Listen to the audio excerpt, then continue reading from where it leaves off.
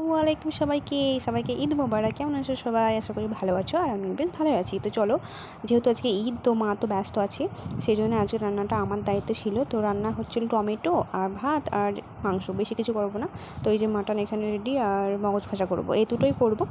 তো এখানে আমি টমেটোটা প্রথমে করে নিচ্ছি, আর ভাতও হয়ে গেছে। টমেটোর জন্য প্রথমে ফোড়নটা ভেজে নেব ভালো করে, তারপরে টমেটোটাকে দিয়ে রান্না হয়ে যাবে। আর তারপরে করা হবে এখন হচ্ছে মগজ ভাজি, সেই জন্য তেল দিয়ে দিয়েছি কড়াইয়ে পরিমাণ মতো।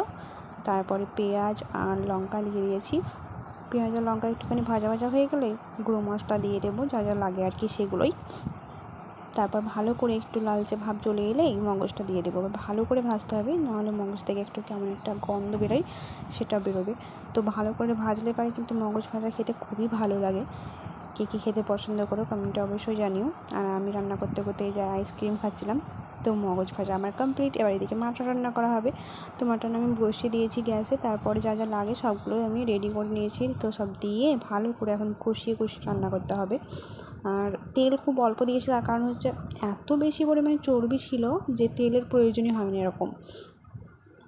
মানে মাংসের থেকে বেশিরভাগ শুধু চর্বি আর চর্বি। তো ভালো করে রান্না করে নিই। আর আমি একটা না দুটো আইসক্রিম খেয়েছি, খুব গরম আজকে, ওই জন্য ভালো লাগছে না গরমে কিছুই। তো এই যে কষানো হয়ে গেছে অনেকটাই, একদম ভালো করে লাগা পর্যন্ত কষতে হবে। তারপরে একটুখানি জল দিয়ে সেদ্ধ করে, ঢাকনা দিয়ে সেদ্ধ করলে পরেই রেডি। আর মাটন খেতে গিয়ে পছন্দ করে কমেন্টে অবশ্যই জানিও। আমি তো খাই না, তো জানিও না, মাটন খেতে আমার ভালো লাগে না একদমই।